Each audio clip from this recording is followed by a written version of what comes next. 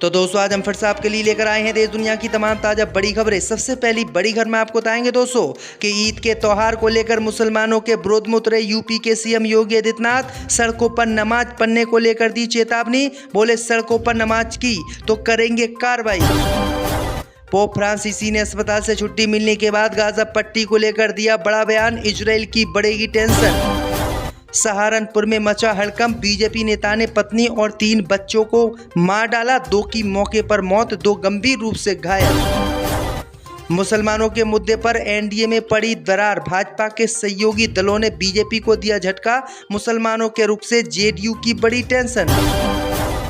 नागपुर में भड़की हिंसा पर बड़ा एक्शन, देशद्रोह के आरोप में यूट्यूबर गिरफ्तार, 190 पोस्ट हटवाई गई। तो दोस्तों सभी खबरों को आपको एक एक कर बताने वाले हैं, वीडियो को लाइक कर चैनल को सब्सक्राइब कर दें। इसी बीच पर तो दोस्तों अगली खबर की ओर, तो ईद की नमाज को लेकर सख्त हुए उत्तर प्रदेश के मुख्यमंत्री योगी आदित्यनाथ। मुसलमानों को दी चेतावनी, ईद की नमाज सड़कों पर ना हो। दोस्तों आपको बता दें कि ईद की नमाज को लेकर उत्तर प्रदेश के मुख्यमंत्री योगी आदित्यनाथ ने मुसलमानों को पहले ही चेतावनी दे दी है। उत्तर प्रदेश के मुख्यमंत्री योगी आदित्यनाथ ने कहा है कि ईद के त्यौहार पर किसी भी कीमत पर सड़कें बाधित ना हो और सड़कों पर मुसलमान नमाज ना पढ़ें। अगर ऐसा करता हुआ कोई पाया जाता है तो उसके खिलाफ सख्त कार्रवाई की जाएगी। उत्तर प्रदेश के मुख्यमंत्री योगी आदित्यनाथ ने अधिकारियों को सख्त आदेश भी दे दिए हैं। दरअसल आपको बता दें कि पिछले साल भी सड़कों पर नमाज, मस्जिदों के बाहर ईद की नमाज पढ़ने पर योगी सरकार ने बैन लगा दिया था और कहा था कि अगर किसी ने भी सड़कों पर नमाज पढ़ी और या सड़कें बंद करने की कोशिश की तो उसके खिलाफ कार्रवाई की जाएगी और ऐसा ही इस साल योगी सरकार करने जा रही है। इसी बीच पर तो दोस्तों अगली खबर की ओर, तो अस्पताल से छुट्टी लेने के बाद गाजा वासियों के समर्थन में उतरे पोप फ्रांसीसी, इजराइल की बढ़ा दी टेंशन। दोस्तों आपको बता दें कि पोप फ्रांसिस ने गाजा में इजराइल की ओर से किए जा रहे हमलों को लेकर बड़ा बयान दिया है। इलाज के दौरान 5 हफ्तों से ज्यादा समय अस्पताल में बिताने के बाद पोप फ्रांसिसी को छुट्टी दे दी गई है। अस्पताल से छुट्टी मिलने के बाद 88 साल के पोप फ्रांसिसी ने अपनी एंजल प्रार्थना लिखी है। इसमें उन्होंने कहा है कि मैं गाजा पट्टी में इजराइल की ओर से फिर से तेज हमलों के शुरू होने से दुखी हूँ। इजराइल की ओर से किए गए हमलों में बहुत लोग मारे गए हैं और काफी संख्या में लोग घायल भी हुए हैं। उन्होंने गाजा पट्टी पर इजराइल के हमलों को तुरंत रोकने, बंधकों की रिहा करने और दोनों देशों के बीच तत्काल एक निश्चित युद्ध विराम घोषित करने की बातचीत को फिर से शुरू करने का आह्वान दुनिया भर से कहा है और कहा है कि मैं चाहता हूं कि गाजा पट्टी में हथियारों की गूंज को तुरंत शांत किया जाए और बातचीत को फिर से शुरू करने की दिशा में आगे कदम बढ़ाए जाएं। इससे बीच पर तो दोस्तों अगली खबर की ओर, तो सहारनपुर में बीजेपी नेता ने अपनी 3 बेटी और अपनी पत्नी को मार डाला। दोस्तों आपको बता दें कि उत्तर प्रदेश के सहारनपुर से दिल दहलाने वाली खबर सामने आई है। यहां भाजपा के एक नेता ने अपनी पत्नी और 3 बेटे को मार डाला है। 2 बच्चों की मौके पर ही मौत हो गई है, जबकि पत्नी और एक बच्चा गंभीर रूप से घायल है। घटना की सूचना मिलते ही पुलिस ने सभी को हॉस्पिटल पहुंचाया है, जहां डॉक्टरों ने 2 को मृत घोषित कर दिया। 3 बच्चों का शव पोस्टमार्टम के लिए भेजा गया है। पुलिस ने आरोपी भाजपा नेता को गिरफ्तार कर लिया है। आरोपी नेता की पहचान भाजपा सहारनपुर जिला कार्यकारिणी के सदस्य योगेश रोहिला के रूप में हुई है। बताया जा रहा है कि वह काफी समय से मानसिक बीमारी से ग्रस्त था। हालांकि पुलिस की ओर से अभी तक इस घटना की कोई ठोस वजह बताई नहीं गई है। पुलिस के मुताबिक सहारनपुर के गंगो क्षेत्र के शांगा ठेड़ा गांव में रहने वाले भाजपा नेता द्वारा इस घटना की जानकारी मिलते ही पूरे जिले में हड़कंप मच गया है। इसी बीच पर तो दोस्तों अगली खबर की ओर, तो मुसलमानों के मुद्दे पर एनडीए में पड़ी दरार, भाजपा के सहयोगी दल ने दिया झटका। दोस्तों आपको बता दें कि एनडीए में मुसलमानों के मुद्दे पर दोफाड़ वाली स्थिति देखने को मिल रही है। नतीजा है कि जहां बिहार में जेडीयू की इफ्तार पार्टी का मुसलमानों के कई संगठनों ने विरोध करने का फैसला लिया, तो वहीं कर्नाटक में एनडीए के घटक दल ही एक दूसरे के विरोध में उतर आए हैं।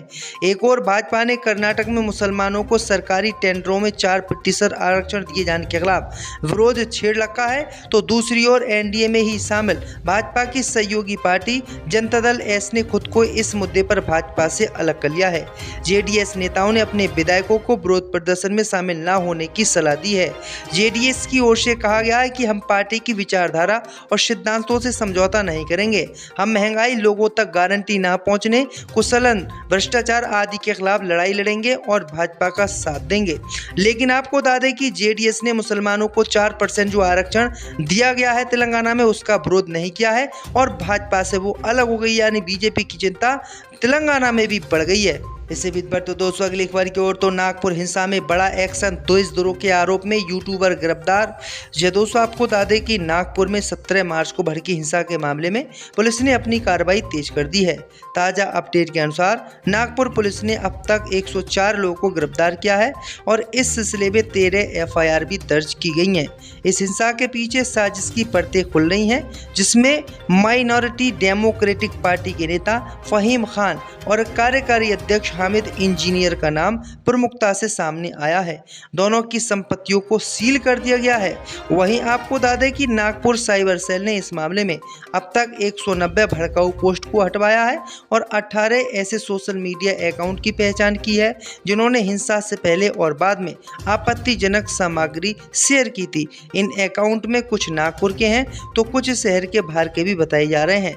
साइबर पुलिस का कहना है कि सोशल मीडिया पर फैलाई गई अफवाहों ने हिंसा को और बढ़ावा दिया है पड़ी और यह सड़कें बंद करने की कोशिश की तो उसके खिलाफ कार्रवाई की जाएगी और ऐसा ही इस साल योगी सरकार करने जा रही है। इसे बीत पर तो दोस्तों अगली खबर की ओर तो अस्पताल से छुट्टी लेने के बाद गाजा वासियों के समर्थन में उतरे पोप फ्रांसिस, इजराइल की बढ़ा दी टेंशन।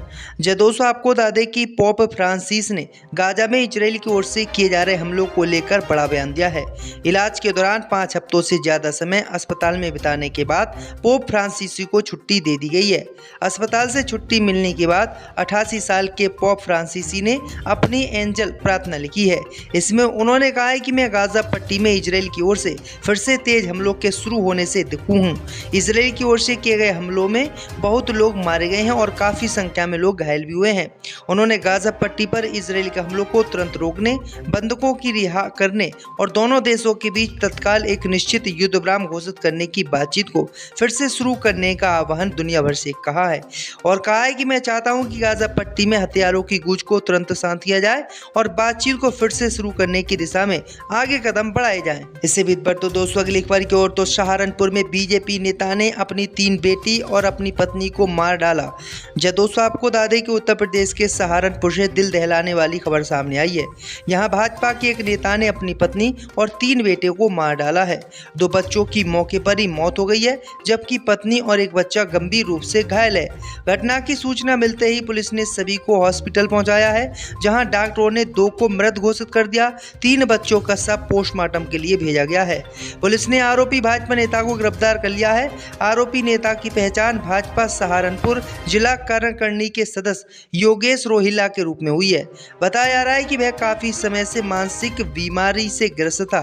हालांकि पुलिस की ओर से अभी तक इस घटना की कोई ठोस वजह बताई नहीं गई है। पुलिस के मुताबिक सहारनपुर के गंगो क्षेत्र के शांगा ठेड़ा गांव में रहने वाले भाजपा नेता द्वारा इस घटना की जानकारी मिलते ही पूरे जिले में हड़कंप मच गया है। इसी बीच पर तो दोस्तों अगली खबर की ओर तो मुसलमानों के मुद्दे पर एनडीए में पड़ी दरार, भाजपा के सहयोगी दल ने दिया झटका।